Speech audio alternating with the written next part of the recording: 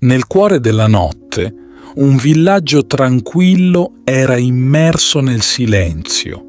Solo il mormorio del vento tra le foglie e il canto dei grilli riempivano l'aria. In una piccola casa, un uomo anziano si rigirava nel letto, il volto segnato dalle preoccupazioni. Il vecchio, chiamato Giovanni, era un uomo di fede, ma i recenti avvenimenti avevano scosso il suo spirito. Il suo villaggio era stato colpito da una terribile siccità. I campi erano aridi, il bestiame moriva e la gente soffriva la fame.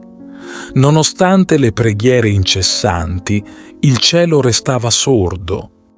Una sera, mentre Giovanni pregava con fervore, un bagliore di luce apparve nella stanza.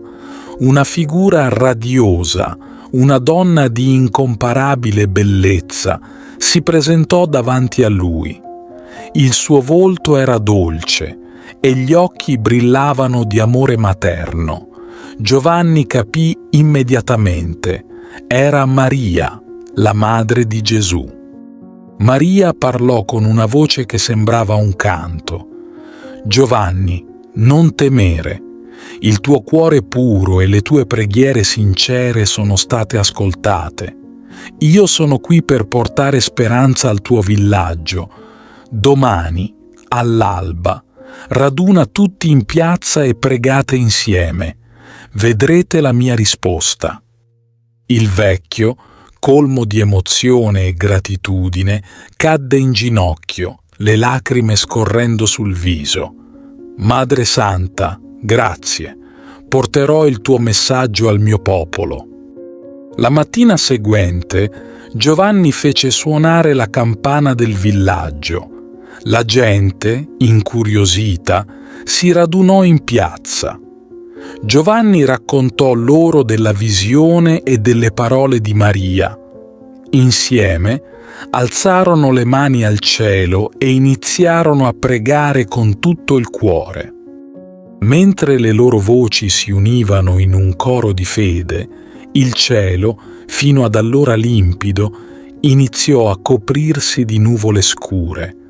Un rombo di tuono fece tremare la terra e, all'improvviso, gocce di pioggia iniziarono a cadere. Prima lente, poi sempre più veloci, fino a diventare un diluvio benedetto. La gente danzava sotto la pioggia, le risate e i pianti di gioia si mescolavano al suono della pioggia battente. I campi aridi bevevano avidamente l'acqua, rinascendo sotto lo sguardo stupito dei contadini. Giovanni, con gli occhi al cielo, ringraziava Maria per il miracolo. Il villaggio rifiorì, i raccolti furono abbondanti e la gente non dimenticò mai quel giorno. Ogni anno, nella stessa data, si riunivano in piazza per ringraziare Maria, la loro regina e madre celeste, che aveva risposto alle loro preghiere. Giovanni, ormai vecchio e stanco, sapeva che il suo tempo sulla terra stava per finire, ma il suo cuore era colmo di pace. Aveva visto il potere dell'amore materno di Maria e sapeva che il suo villaggio sarebbe sempre stato protetto. Chiuse gli occhi per l'ultima volta, con un sorriso di gratitudine, sapendo che avrebbe rivisto Maria nel regno dei cieli. E così la storia di Giovanni e del miracolo di Maria si tramandò di generazione in generazione, un racconto di speranza, fede e amore eterno.